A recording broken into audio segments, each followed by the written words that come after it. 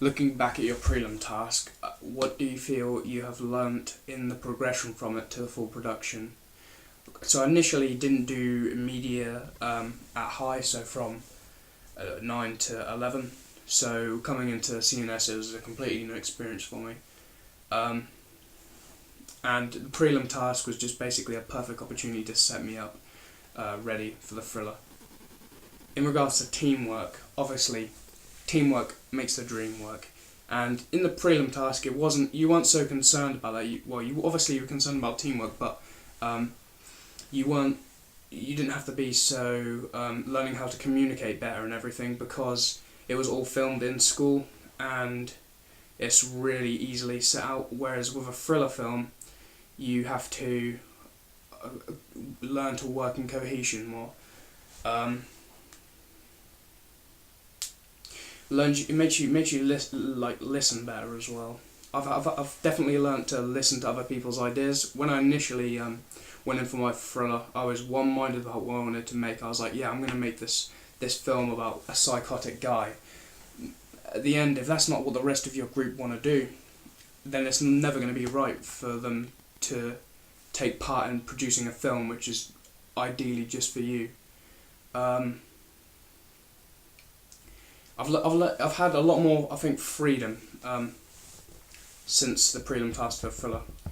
With the prelim task, it's sort of set out that you're going to be doing certain shots. I felt anyway, opposed to with the thriller, you get the chance to actually properly, because in the prelim task there's not really much chance to implement like really nice and weird and different shots. Whereas with the thriller, you definitely get the option to have a go at trying different shots. I even tried an upside down shot. Obviously, it was absolutely terrible, but it's just worth trying out to see if it works.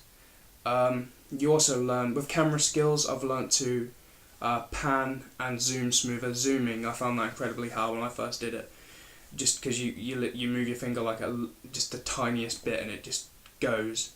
But yeah, you learn with the camera. You learn to work with it better, so you can get the slower zoom and the smoother pans and everything.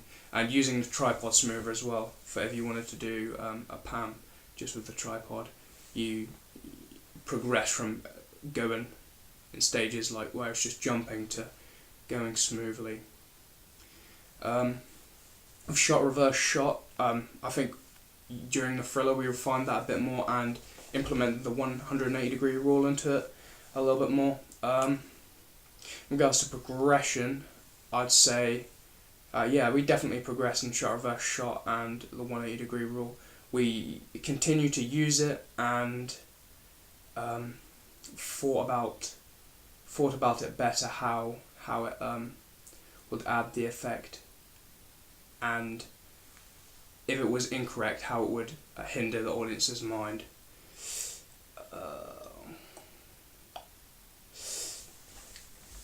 I never initially really thought about conventions of a thriller film. Not even during the prelim task, because it obviously wasn't a thriller film. I just used to watch and think, yeah, all right, this is a thriller film. He's obviously going to be like the lone wolf character, and then they're the baddies. Since a prelim task and looking into thriller films more, you learn a lot more about the conventions of thriller films and how to implement them better, opposed to just my sort of old knowledge of where I just used to literally think, yeah, there's goodies and baddies. And how it adds drama and effect to your production using them correctly. Research ideas. Yeah, basically, you can find out what's worked and what doesn't work better. I've learnt to review my shots more and think, yeah, that part of that shot has worked really well. We can continue to try and shoot that and continue to try and use that. Or no, that really hasn't worked. We won't use that.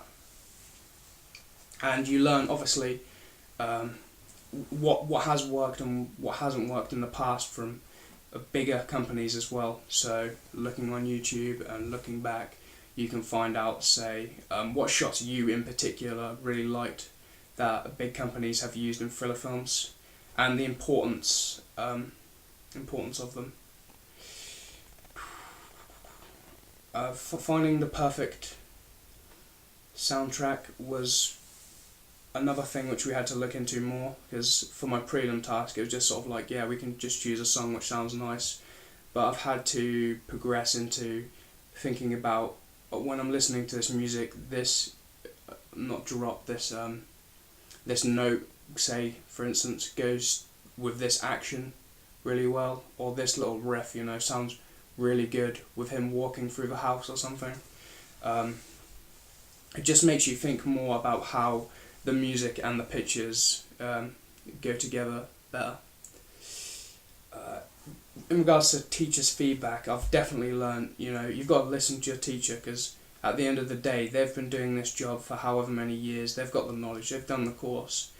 They've also they've had past experience of making pupils making these thriller films, and they know 100% what works and what doesn't work, and they can tell you if you go wrong, they can tell you if you go right. They can also guide you and help you into getting to the correct place.